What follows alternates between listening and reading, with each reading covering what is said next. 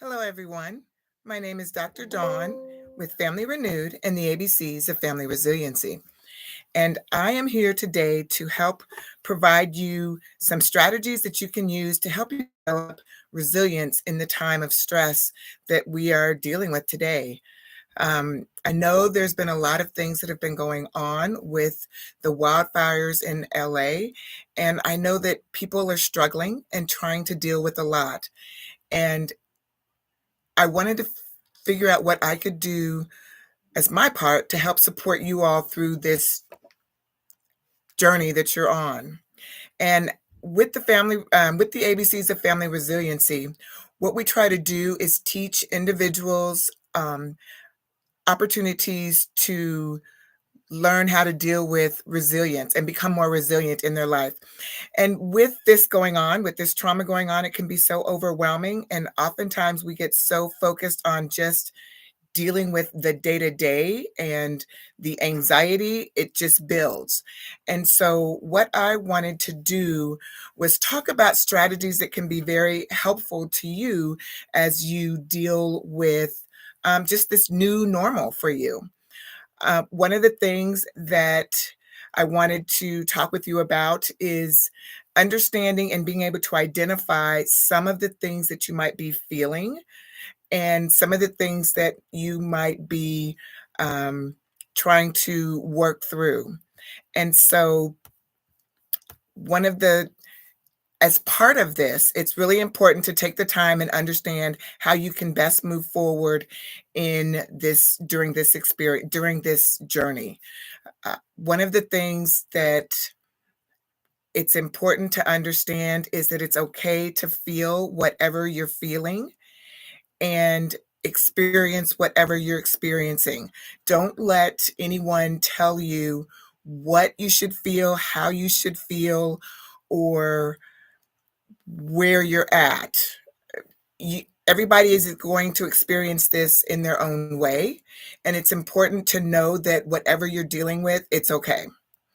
So today I wanted to talk about some of the different spaces that you might go through during this time. And I know with the wildfires right now, the winds are going to be coming up again.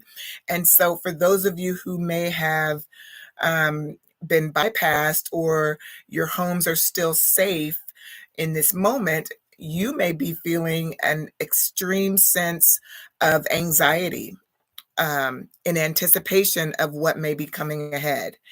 And so, one of the things I want to talk about is how we look at the different stages that you may be going through. And we'll go into a little bit more detail with each of them as we look to develop some strategies that you can use.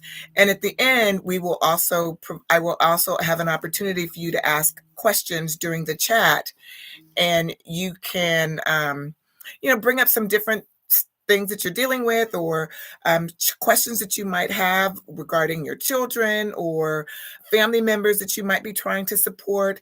And for those of you who may not even be living in the direct area of the wildfires, you may have friends and family that may need the support. And so I'm trying to give you some strategies as well as you are helping them navigate this journey. So again, we're going to go through anticipation and what that can mean, which can include anxiety. Then I will go into the impact of what's happening in that moment and how many people may feel depressed during that space. And then we'll talk about recovery, which is kind of a space of relief. And so, with anticipation, as I mentioned before, those of you who may be anxious about what may be coming ahead, it's okay to start thinking about, and you may feel that difficulty breathing or feeling short of breath. You might have chest pain, or feel like your heart is beating in weird ways. You may start having nightmares or uh, other things that can or can appear to be anxious. Sometimes your heart might be really beating really fast. Some people will actually feel like they're having a heart attack. and it may be a panic attack. And so oftentimes you may find yourself looking to get help or going to the emergency room. And that's okay because right now there is a lot going on and you're trying to deal with so much. And whether or not you have what's coming ahead, or if you've already um, had, things lost in the fires, you may be feeling anxiety about what's next and how do I help my children? When are we going to get things back to normal? What kinds of things can I do to help my children manage this, or my parents, or myself, or my spouse? There's a lot of unknowns, and this can be a very anxious time. And it's important for you to recognize that and not necessarily feel like you have to be the stoic, strong person, because many of us feel like we've got to move forward and just work through it and, keep moving. And the challenge, or the problem with that is that when you don't deal with what's going on, it just hits you later. And the more you can kind of navigate this space, the better you will find yourself moving forward, and the easier and the sooner that it will happen is you can find ways to kind of navigate this space. So again, it may be um, talking with friends, and we'll go more into that with recovery. But I wanted you to think about some of the things that you might be feeling and to identify anxiety in yourself or your children or your family members. And it may be that you see changes in their behavior, changes in your own behavior. And so, again, it's important to identify when these things are there. It's a normal reaction to be anxious or nervous or worried. But if it starts to impact your ability to function and get things taken care of, whether it's taking care of your children or your family, or taking care of whatever you need to do with regards to moving forward with your property, or helping your friends or family. So it's really important to take that opportunity to take care of yourself, and um, accept that, and be okay with that. Then the next thing is, in the moment of the impact, there's going to be a place of feeling sad or depressed.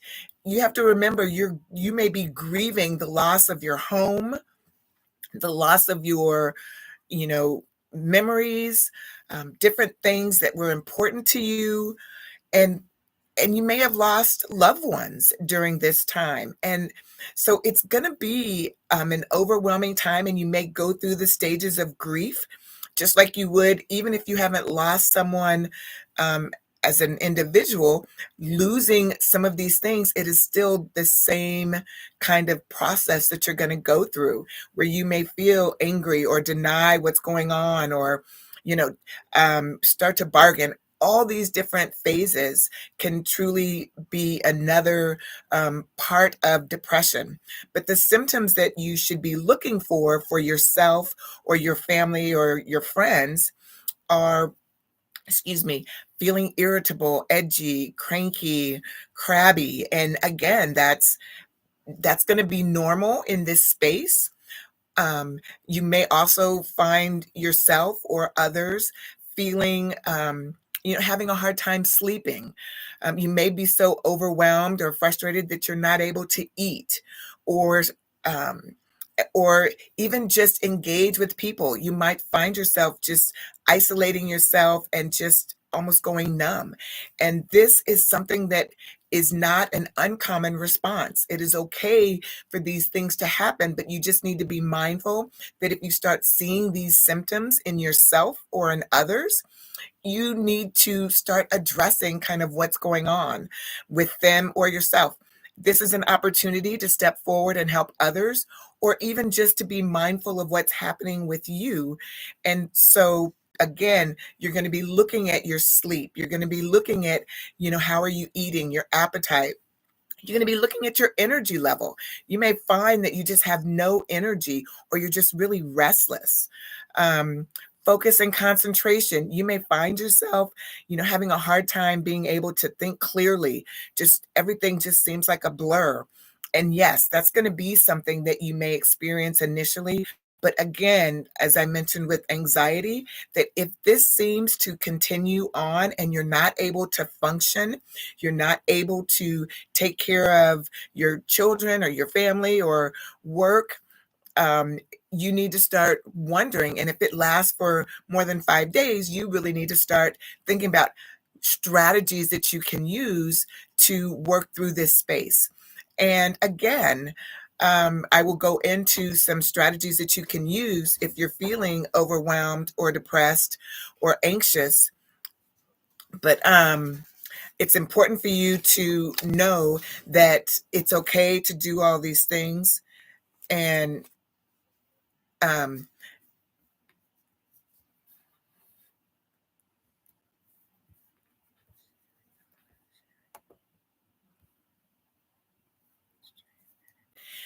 and so it's important for you to just continue to um, navigate this space and figure out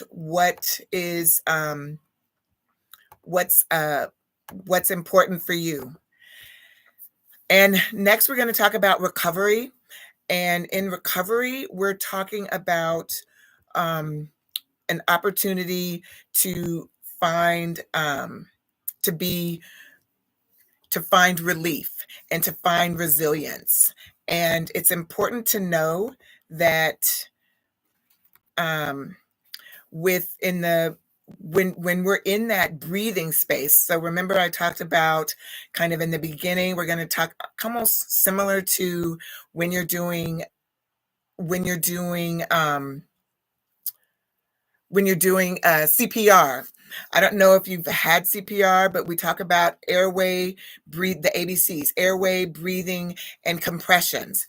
And so the first space that I was talking about before was kind of that that airway. So anticipation and anxiety, the impact, grief, the recovery, and the resilience.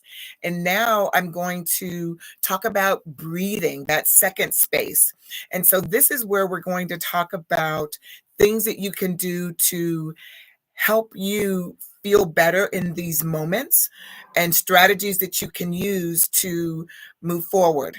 And so one of the things that I really like to talk about, and if you ever get an opportunity to participate in any of my workshops or master classes, we talk about those things, the resources that you have access to, and how you can broaden the resources in your area and those within yourself. So whether or not it's resources in the community or things that you can do individually. And so here we're going to focus on those things that you can do as far as breathing.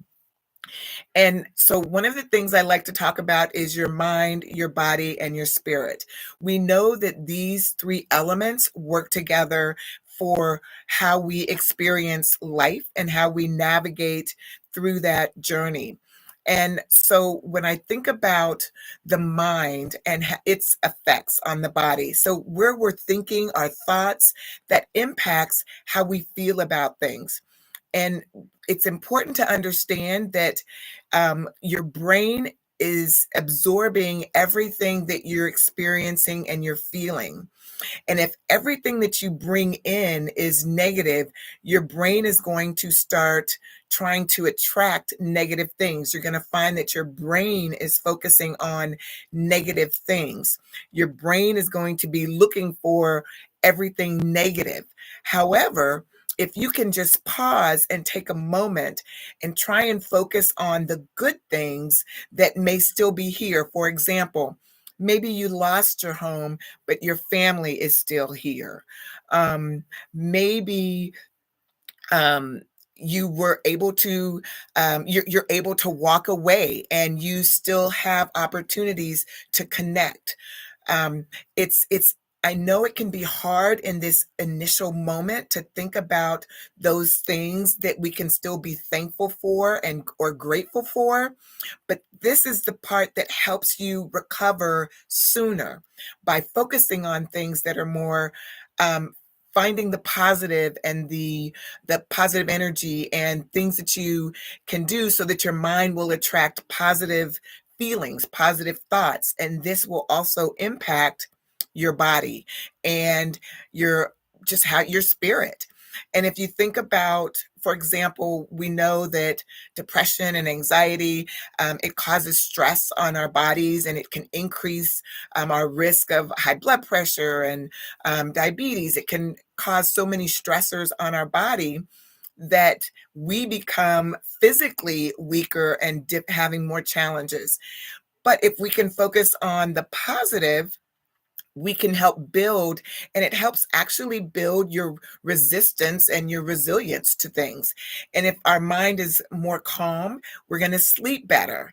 And then if we're sleeping better, we're going to be able to eat and do other things. And that moves us to the body part of this mind, body, and spirit.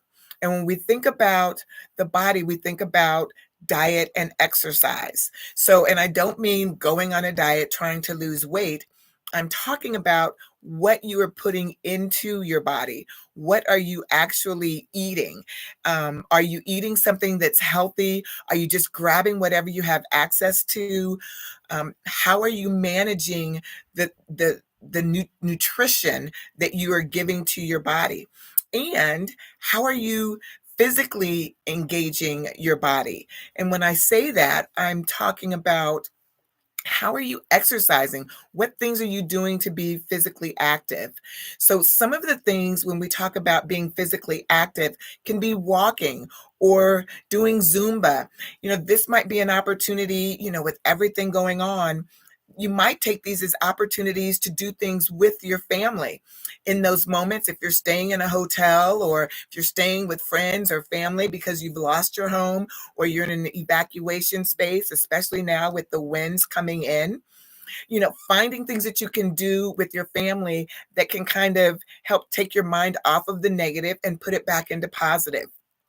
Maybe you might dance with each other or put on some music or do Zumba, but something being physically active, because that also helps increase the endorphins in your body, which are the feel good hormones. And so it's really important how we can activate those.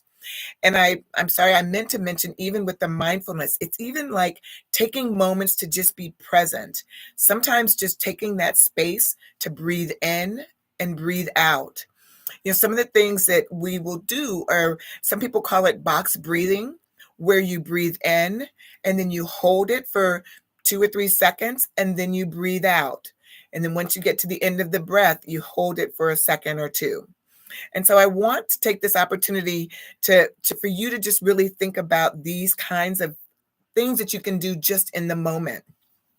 And going back to the body, the diet and exercise, there are things that you can do if you're sitting down. You can do the breathing exercises that I just mentioned for mindfulness, or you can also do things with your legs. You can move them around.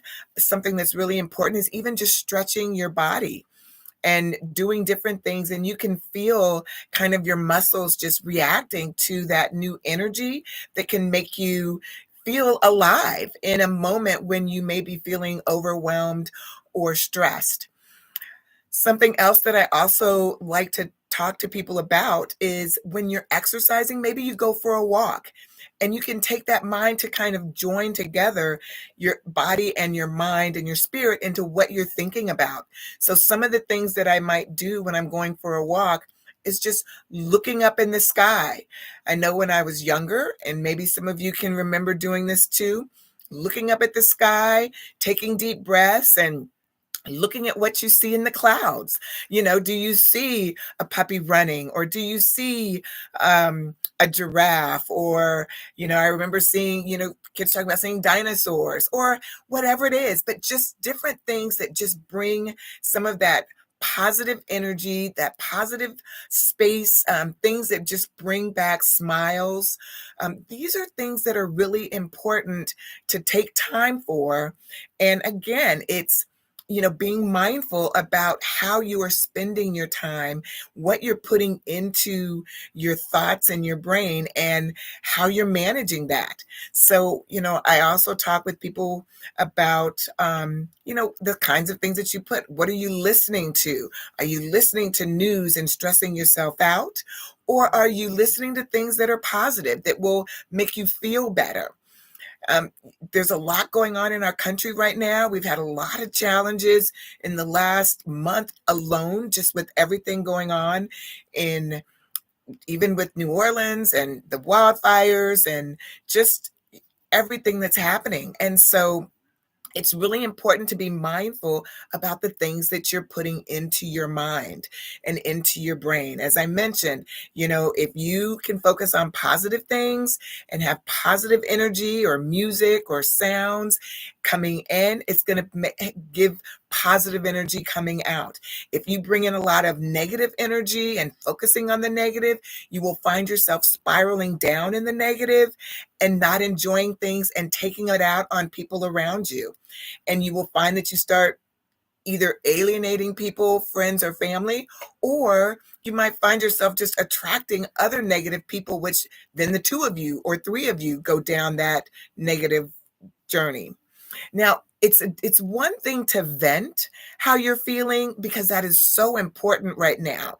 Having a space where you can talk about what you're going through, just the anger or the frustration. I'm just saying, don't sit in it. So be mindful. It is so important to take opportunities when you have them, share, speak, and connect with people. And again, being mindful about how you're doing your day to day and how your children and your family are also managing their day to day. And then finally, in this breathe area, I talk about journaling. And so when I think about journaling, I think about finding ways that you can focus on positive things. So one of the things that I will talk to people about and encourage people to do is think about these three things. So the first I say is, tell me one thing that you like or you love about yourself. You know, just something that just kind of helps pull you back in that positive. I mean, it could be that you like your hair. It could be that you like your nose. It could be that you like the way you laugh, or it could be how you encourage others. There's so many things. You just have to take a moment and really think, and then write these things down in a journal. And you might write about kind of the experience that was going on that made you think about that particular thing within your spirit. The next thing that I try and encourage people to talk about or to list in their journal is one thing good that happened today or yesterday, depends on how often you journal, because this again will help pull you out of a negative space. Yes, you may have spent most of the day going through memories, but it's an opportunity to think about maybe the positive memories that you were experiencing. How did they go? Or what was it that was causing, you might have gotten sad in the moment, but it's also focusing on the positive from whatever you were looking at or whatever you accomplished that day. And then I talk about journaling about something that you are thankful for. It could be someone, it could be something, but something that you're thankful for, and being mindful that these things can carry you through. We often forget about the positive because we so much around us in this world that we live in is focused on the negative. You turn on the news, or we always talk about how the squeaky wheel gets the grease. And unfortunately, that is how we have kind of conditioned ourselves in society. But it's an opportunity for you to kind of change that narrative and really thrive and not just survive. We want to find those things that are going to make us feel good in these moments of challenge, because it's those feel good feelings that help us actually navigate through these journeys that might be causing us a difficult time. And so, again, I really implore you to think about these three things: your mind, your body, your spirit, how you can pull these together to help you bring that positive energy into your space, whether it's from a mental perspective, whether it's from a physical perspective, or a spiritual or emotional perspective. Because not only will that help you, it will help those around you.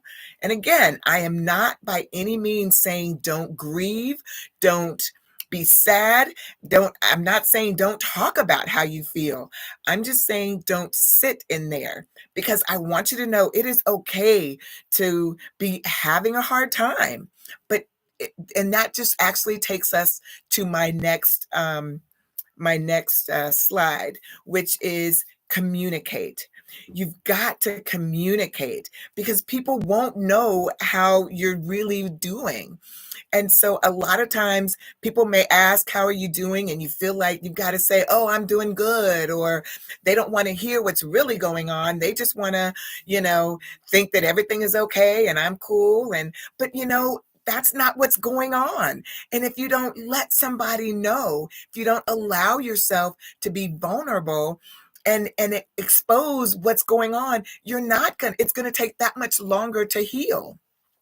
It's okay to cry. It's okay to yell or scream.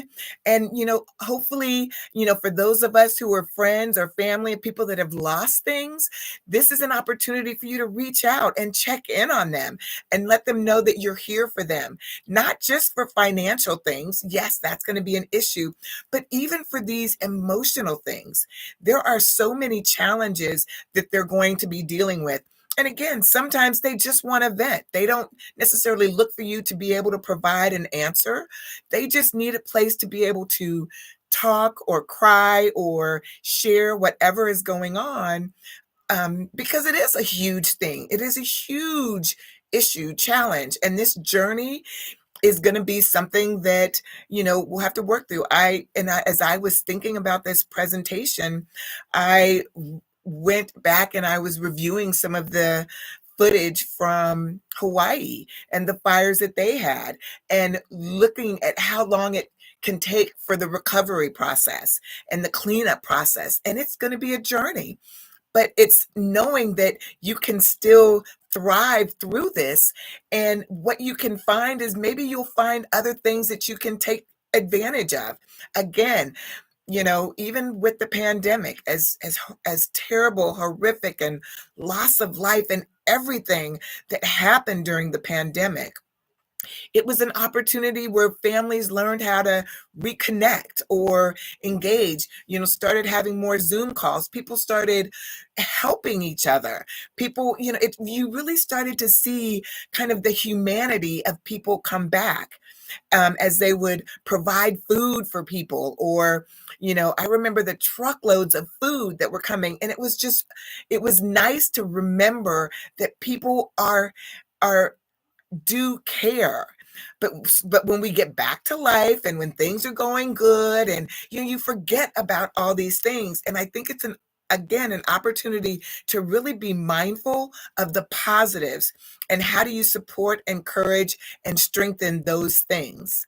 Now, the next thing there are professionals. So remember when I talked about anxiety and depression? Well, one of the things we talk about as psychiatrists is when we are seeing people, we look to find out, how are they functioning in life? How are they functioning in society? As a sign as to whether or not you may need more, whether that's medication. Because a lot of times people will turn to alcohol or substance abuse. We might see a lot of violence because people are overwhelmed, stressed. Maybe you're not getting enough sleep. You're irritable, you're angry, and someone says something and you strike back physically. And so this can be a time, and these are some of the same things that we saw back during the pandemic. And so it's these situations that, if you're getting the help that you need, you can take this opportunity to prevent some of those things from happening by getting the help that you need. And then you may be able to find yourself sleeping better, eating healthy, engaging with people in a more healthy way. And it may mean being on medication. It may be that you need medication and, somebody to talk to, therapist. But if it gets to the point that you are considering, taking your own life or taking things out on other people, there is the crisis line. It's 988. You can text that number, you can call that number. and they will provide support 24 hours a day, 7 days a week. So you can talk to someone if you want to talk. You can text with somebody if you prefer texting, but this is access to get services and support within your community. And another huge resource that you can go to and is NAMI. And NAMI provides a lot of mental health resources for all communities.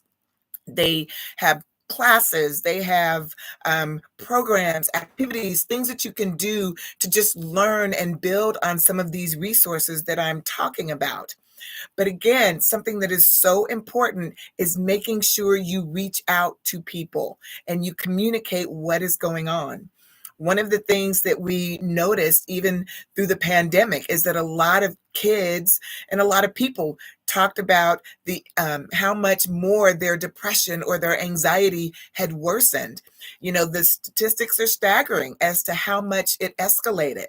And so it's really important, and I really truly implore you to reach out and communicate how you were doing, what's going on, check in with each other. For those of us who may be less connected, as far as not directly impacted, this is again an opportunity for you to reach out. Show your humanity, your compassion, be empathic, and be a place where someone can vent if they need to vent, and just be a support and a sounding board. And lastly, you can come to my website, Family Renewed. I will be doing some of these pop-up sessions again for the next couple of Wednesdays, just because I want to make sure that people are getting the help that they need, because a lot of times people, one, don't know about it, they don't think about it, and they just struggle in silence. And I really don't want that to be the case for anyone. You know, a lot of times people feel like there's no access. And again, there's mental health. It's been a huge issue, and resources and services and getting that whatever it is that you need. But this is an opportunity for you to learn some simple strategies that you can use, at least for now in the interim. And again, I have different workshops and events and programs that are virtual and hybrid. So that's just another opportunity for you to reach and get some of the services or the support or the things that you might need for you or your family. Because, you know, I called it Family Renew because I want to help families become healthier and help you create the environment that you and your family need to thrive and not just survive.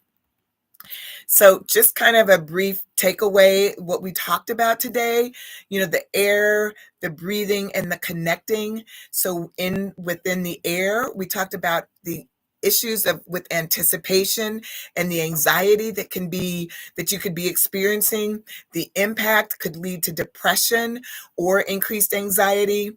And so, you know, getting the help that you need, and then the recovery of being able to take some time and feel relief. And again, using these steps, we can get there. So the breathing, we talked about the mind, the body, and the spirit. So how you're feeding yourself, you know, mentally, physically, and spiritually is going to make all the difference in the world right now. And it can help you, you know, navigate this journey a lot easier than if you're trying to do it without any help or support. And then finally, communicating with your friends, your family, your spouse, your professionals, if you have a psychiatrist or a therapist, you know, really allowing yourself to vocalize and verbalize what you're feeling and get that support. Or you can also come to, you know, my website, check out some of the different things that I offer, and or you can come back next Wednesday for another one of these pop-up workshops on resiliency. So now I want to open it up for any questions. If anybody has any questions, I will check the chat.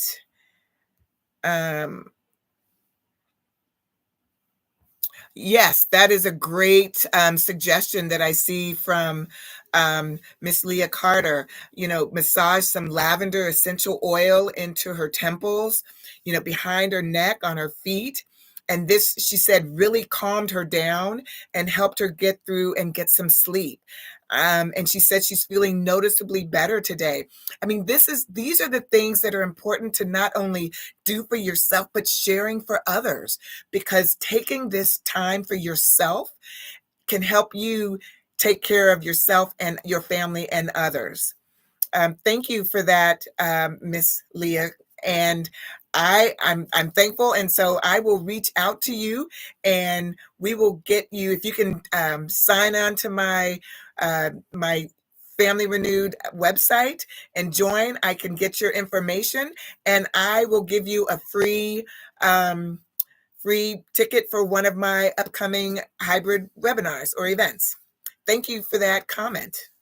And I hope other people will take some of these strategies with them as well.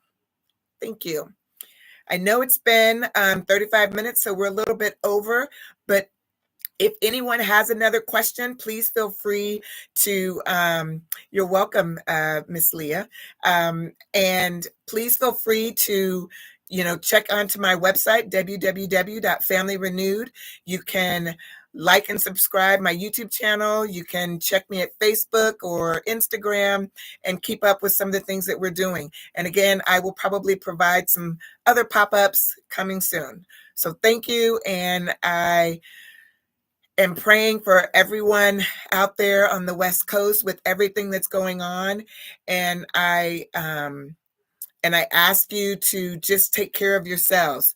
Oh, and thank you, Mr. Gaffney. You mentioned the cycle of trauma that I talk about with my ABCs of family resiliency. And so when you think about whenever you've been traumatized, any kind of trauma, but especially the trauma of the wildfires, different things can actually trigger you to be more overwhelmed or to have flashbacks or anxiety or nightmares. And so it's important. And one of the things that I do in my program, we talk about this cycle of trauma. So when you have the trauma, then you can, negative behaviors, if you don't get the help you need, negative behaviors can ensue. So like I talked about, alcohol, substance abuse, violence, anger, all of these things that can be very disruptive to your family. And you can either end up in prison or the hospital, or you can choose to get help and support from your counselors or your social workers, or some of the other areas that I mentioned, NAMI. Or and then you can go to recovery by getting this support, but things can trigger you again. And so when it comes to the fires, I'm sure that honestly those who went through it in Hawaii last year or a year and a half ago, they are probably being re-traumatized from seeing this because they're still going through it. And it's so important to understand that cycle, because it can come back when you think you've addressed it, but something can happen, something can be said, something, that will trigger all of it, and that grief and that anxiety and the emotions can just come flooding back.